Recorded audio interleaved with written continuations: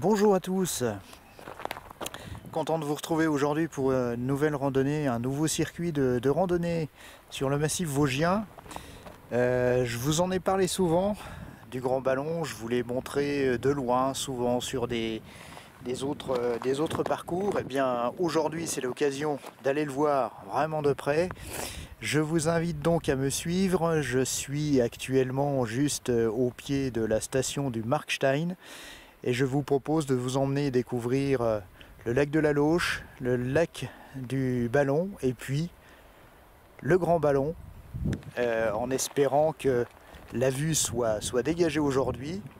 Apparemment, vu les images que vous avez derrière moi du ciel, ça ne devrait pas poser de soucis. Donc on va profiter de cette magnifique journée pour ce non moins magnifique circuit. Je vous invite à me suivre. On y va, c'est tout de suite, c'est parti.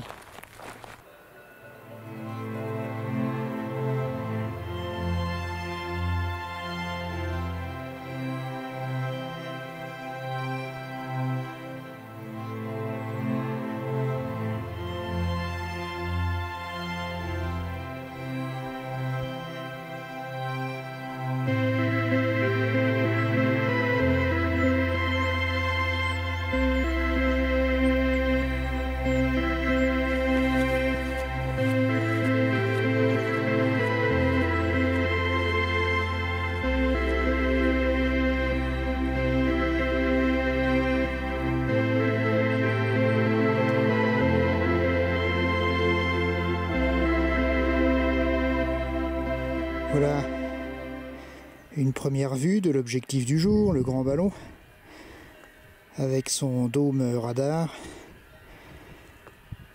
vers lequel on se dirige par le sentier un petit peu détourné, puisque je vais aller visiter quelques lacs, enfin 2 lacs, avant d'atteindre ce sommet.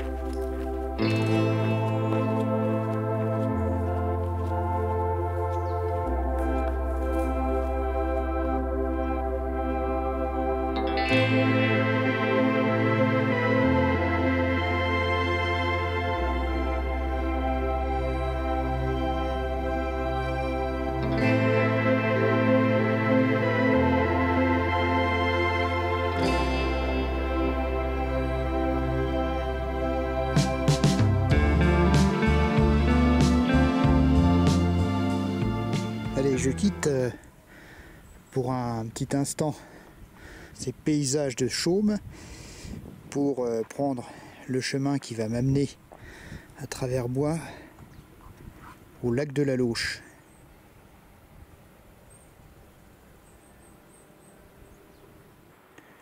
Un petit aperçu de la descente, elle est franche, donc forcément ce sera relativement court en distance, mais voilà, faut faire attention aux genoux, et puis il y a pas mal de pierres sur le chemin, des cailloux qui roulent, donc voilà, faut être simplement vigilant.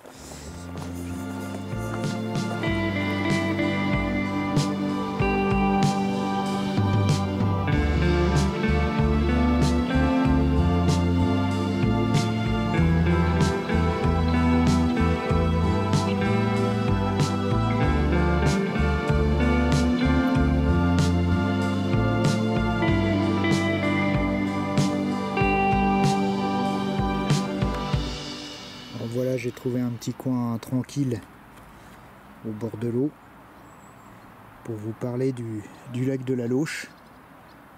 C'est le premier lac que je vous fais découvrir ou redécouvrir pour d'autres aujourd'hui. Quelques mots déjà sur le lac en lui-même. Donc c'est ce que l'on voit là, c'est un lac artificiel qui se trouve donc à 920 mètres d'altitude.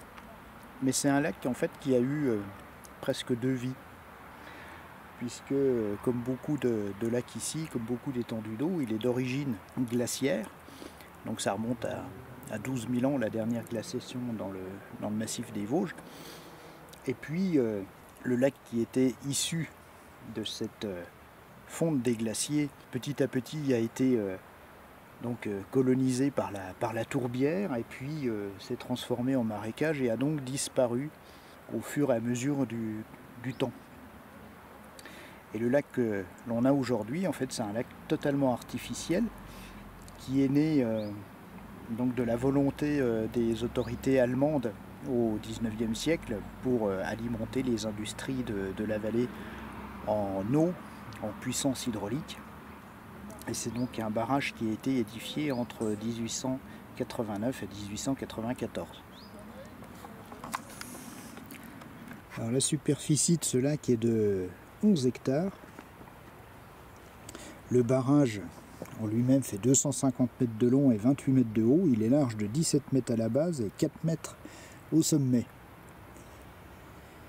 Et donc ce lac est en fond de la vallée de la Lauche, qui est aussi appelée la vallée du Florival. Et puis, malgré la jeunesse de ce lac par rapport à d'autres, eh ben, il fait aussi l'objet d'une légende, aussi bizarre que cela puisse paraître. Et certainement qu'à l'époque, il y avait encore un reste de lac pour justifier ce que je vais vous raconter à l'instant. Si l'on en croit la légende, chaque année, à la première lune de printemps, une lumière semble remonter du fond du lac de la Lauche, et cette lumière, eh bien, elle proviendrait du char d'Attila. Étonnant, non ? Il faut savoir que ce brave Attila, après avoir reçu une déculottée au champ catalonique en 451, c'est dans la plaine de Champagne, il a donc battu en retraite.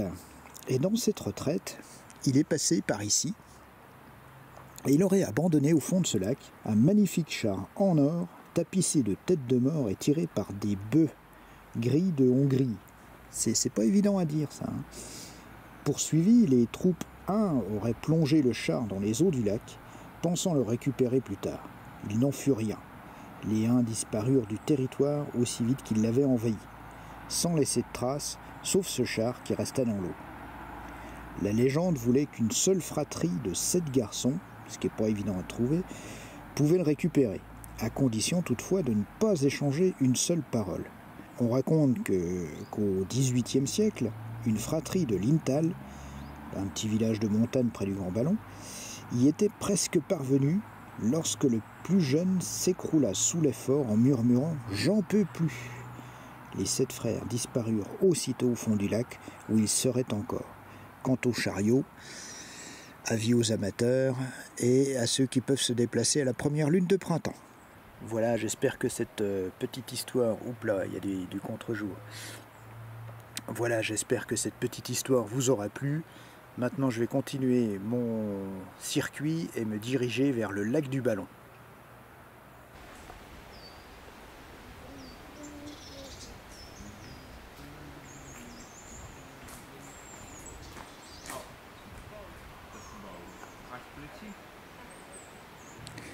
Aujourd'hui, je vais aussi traverser plusieurs réserves biologiques. Donc, bien sûr, comme d'habitude, le panneau d'information avec les restrictions. Et puis, on est aussi dans un milieu naturel, ce qu'on appelle en libre évolution, c'est-à-dire qu'il n'y a pas d'exploitation, hormis éventuellement l'abattage d'arbres dangereux. Voilà.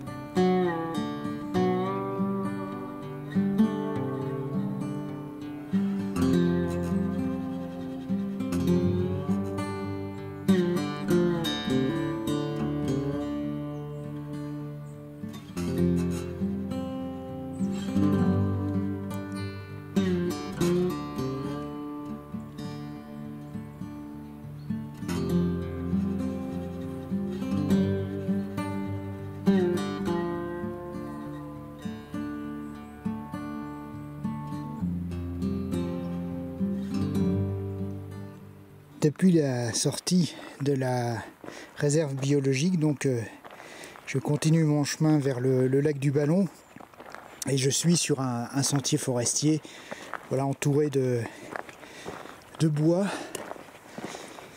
en pleine forêt. Alors certains pourraient penser que c'est un chemin un peu monotone, mais vous voyez, moi j'ai toujours beaucoup de plaisir, même dans des endroits qu'on pourrait trouver sans grand intérêt. Il y a toujours des petites surprises comme des trouées à travers des arbres qui laissent apparaître la montagne, les chaumes, des petites fenêtres comme ça qui font toujours plaisir et qui sont toujours sujettes à s'émerveiller par ces petites lucarnes. Et puis on entend aussi, on profite des bruits de la forêt et quelquefois les pas des animaux qui bien souvent nous repèrent avant qu'on les repère. Et donc on a juste le temps de voir leur fuite. Bon, là c'est une paissière qui est assez, comme toujours, assez stérile à sa base. Mais il y a aussi de belles parcelles de hêtres. Vous voyez, voilà, genre de petites trouées comme ça.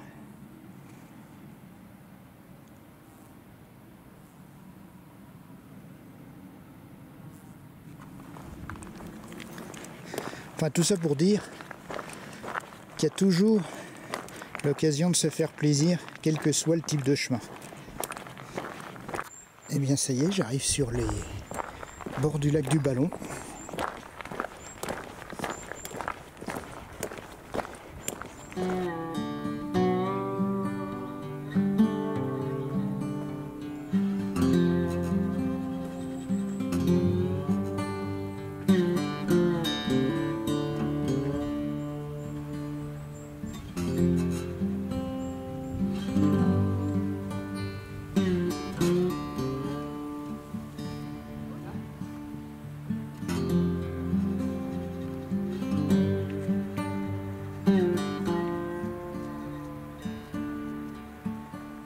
Après ces quelques images du lac du Ballon, je vais vous en dire quelques mots. Donc c'est un lac naturel qui a été, comme vous avez vu, tout de même aménagé par une retenue d'eau.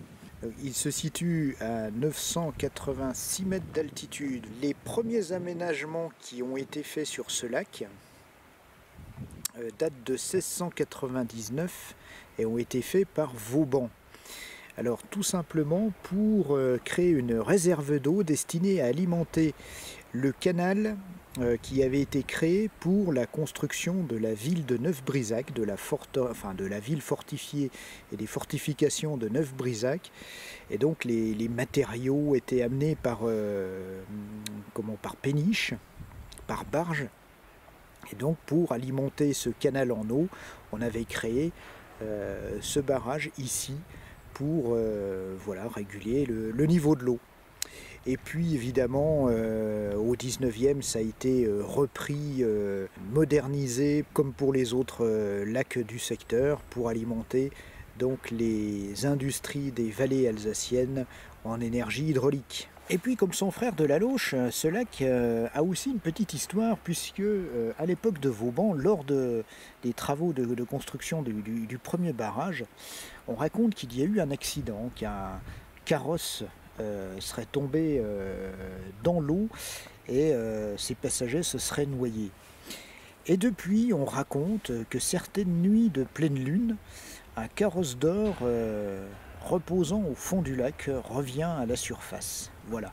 Bon, c'est une toute petite histoire, hein, mais c'est aussi en lien, alors je ne sais pas si au fur et à mesure du temps, il n'y a pas eu une confusion entre la précédente légende que je vous ai racontée au lac de la Lauche et puis cette histoire du lac du Ballon, à voir.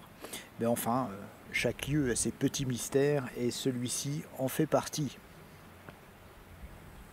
Bon, maintenant, je vais attaquer le dur de la rando, c'est-à-dire remonter direction le Grand Ballon.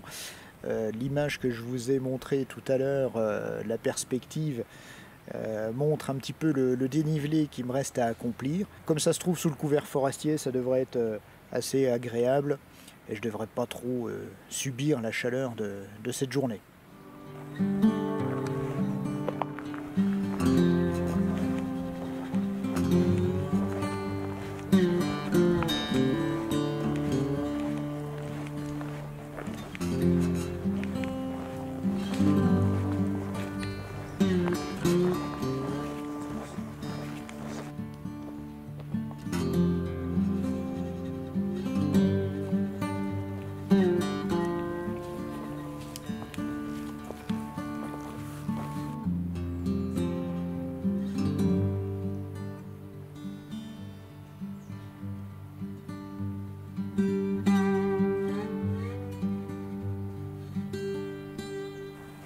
Voilà, petit refuge du Ragbegbo. Bon, c'est pas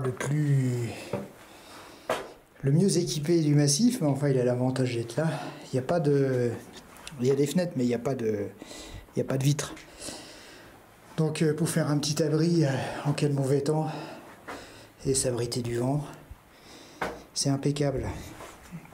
Et puis comme je n'avais pas fait ma pause café au lait, qu'il y avait trop de monde, machin, tout ça, c'était pas top. Donc je vais en profiter pour me faire mon petit café ici au frais.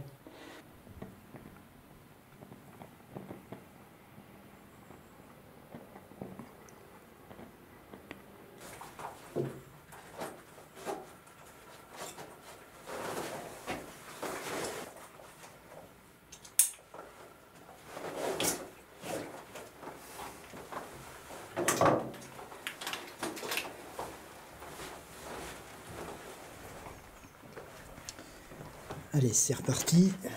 On a encore pas mal de chemin à faire.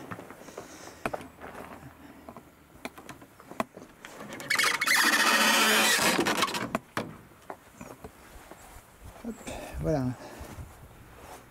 Sympathique. Et je reprends direction le Grand Ballon.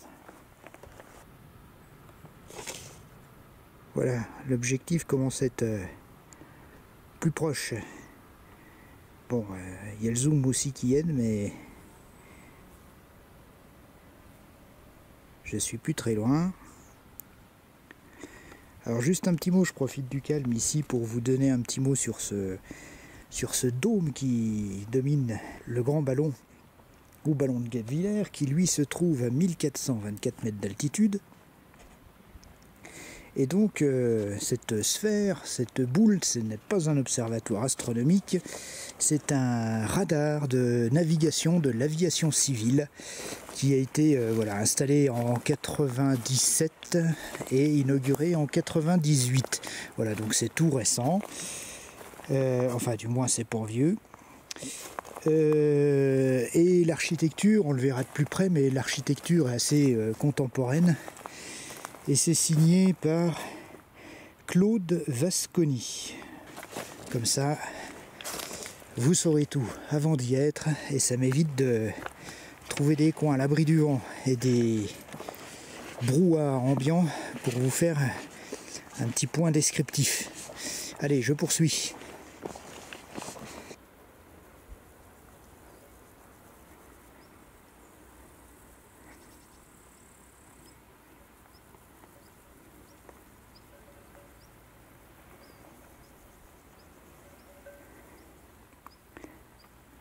Voilà déjà un point de vue bien sympa avec, si je zoome à fond, on voit les remontées mécaniques de la station du Markstein au loin, donc mon point de départ de ce matin. Je suis descendu donc dans la vallée au fond pour aller voir les lacs de la Lauche et le lac du Ballon. Et puis le chemin se poursuit, le sommet est proche. Un petit tour panoramique depuis la terrasse de l'ancien chalet du club vosgien. Si ça intéresse quelqu'un, c'est en vente. Petite précision, apparemment il y a des problèmes d'approvisionnement en eau. Enfin bon, j'en dis pas plus. Voilà. Donc le grand ballon juste derrière. Et puis ben voilà. Et encore l'affluence a baissé, mais il y a encore du monde. Et à cet endroit, ici exactement, l'Ice Tea pêche glacée.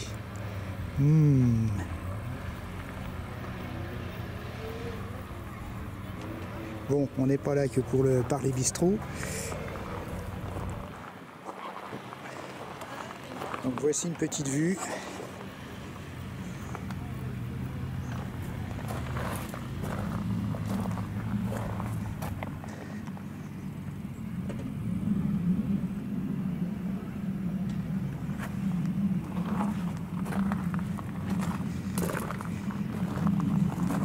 Et donc par ici, les chaumes avec la route des crêtes qui s'en va vers Markstein et puis plus loin le Honeck, voilà.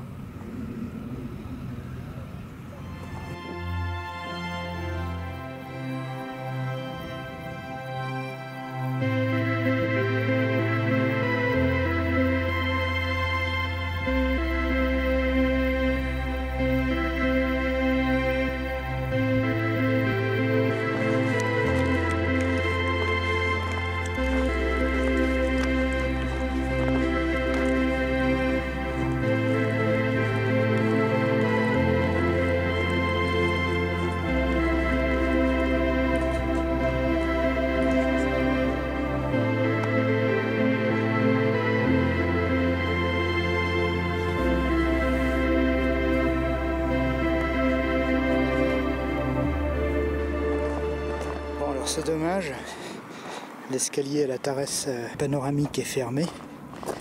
Bon, tant pis, c'est pas grave, c'est pas ça qui bloque la vue, mais c'est vrai que ça fait un petit promontoire sympa là-haut. Bref. Donc là, juste après, vous avez un monument des Diables Bleus. Alors comme il y a pas mal de monde, bon, je vais aller filmer, faire quelques vues, et puis je vous explique un petit peu en décalé. Le monument des Diables Bleus de la Première Guerre mondiale a été érigé en l'honneur des chasseurs alpins qui se sont battus sur le massif vosgien. Ce monument a été érigé en 1927 et a été réalisé par les sculpteurs André Vermar et Paul Moreau-Vautier, à l'instigation du club alpin français et du club vosgien. Le monument a été inauguré par Raymond Poincaré. Lors de l'occupation en 1940, les Allemands ont démonté la statue, qui était en bronze, et la statue qu'on voit actuellement a été remise en place en 1960, grâce au sculpteur Pierre Bourret.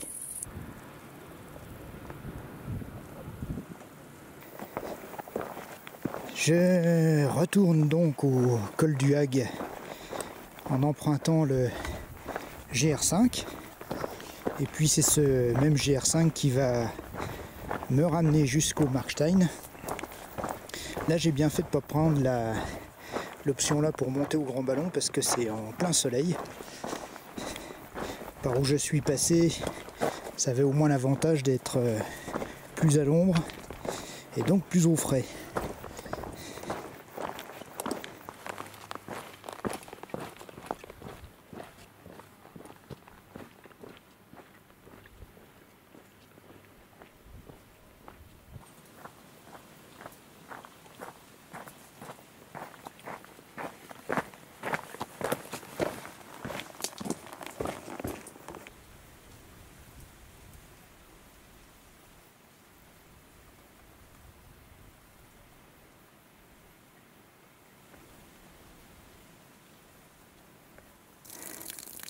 Ah voilà ce qui fait toujours plaisir.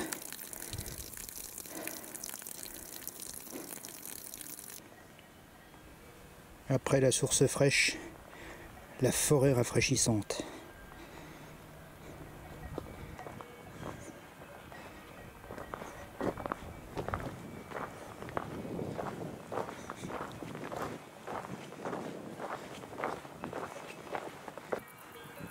Une petite vue sur le Honeck, tout là-bas.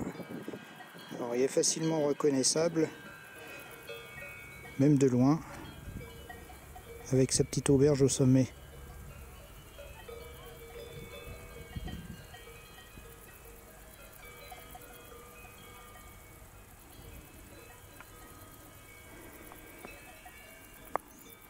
Et le col du Hag, d'où je suis parti tout à l'heure. Là j'ai fini ma boucle autour et sur le Grand Ballon. Et je vais continuer le GR5 jusqu'au Markstein. Alors j'apporte une petite précision concernant le monument érigé en l'honneur des Diables Bleus. Attendez, je regarde les panneaux parce que je ne vais pas me tromper. Voilà. Oui, je disais, petite précision concernant le monument des Diables Bleus, donc en l'honneur des chasseurs alpins. En fait, il n'y a pas eu de combat notable au Grand Ballon. Le monument a été placé là parce que c'est un endroit symbolique, vu que c'est le sommet du massif vosgien, à 1424 mètres. Et puis il domine aussi un peu en contrebas, alors ça ce sera peut-être l'objet d'une prochaine rando, le site de Larsmann-Villarkopf, le vieil Armand, qui a été là par contre le théâtre de combats particulièrement violents, surtout en 1915, au cours de l'année 1915, qui a fait quand même 25 000 morts, juste sur l'année. À tel point que les poilus avaient appelé cet endroit, la montagne, la mangeuse d'hommes. Et sur l'ensemble du conflit, à cet endroit, il y aura 30 000 morts.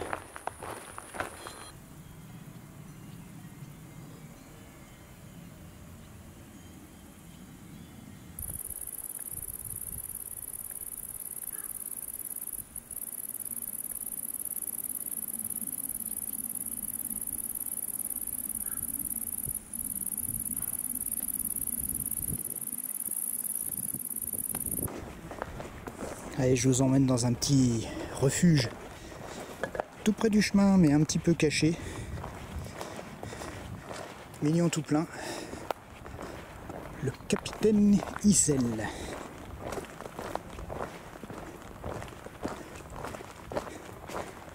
Voilà, l'occasion de faire une petite pause et manger des sucreries.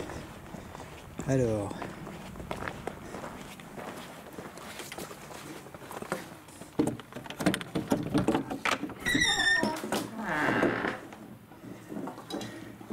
c'est petit parce qu'avant c'était juste un abri et les cloisons ont été comment je vais dire, rajoutées pour fermer complètement l'abri avec une porte. Et voilà, il y a une table, un miroir, une cheminée avec quelqu'un qui a oublié son suite et encore boîte de conserve et bouteilles de gaz que les gens n'ont pas voulu ramener. Bref, il va falloir que je charge encore mon sac.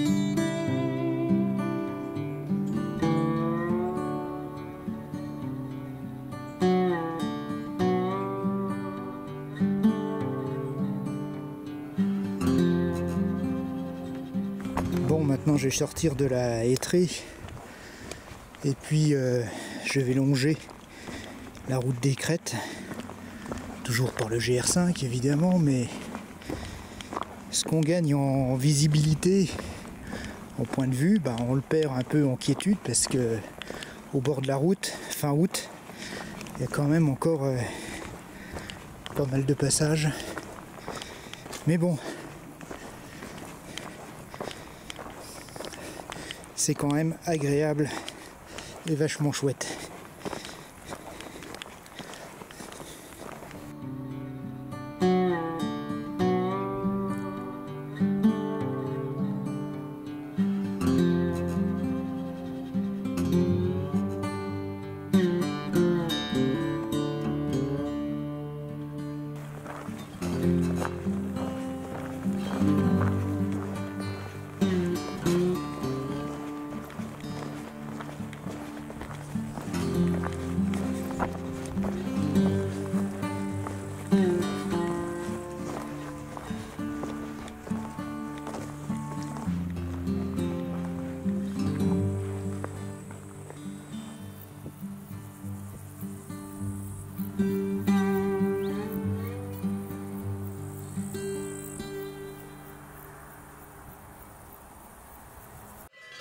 Bon, chers amis, c'est sur cette charmante mélodie que je vous dis au revoir, que je vous donne rendez-vous sur d'autres chemins pour une prochaine randonnée.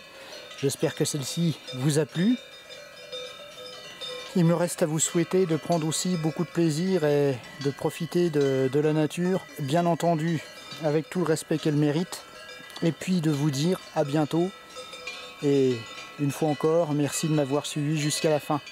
Allez, à bientôt et merci.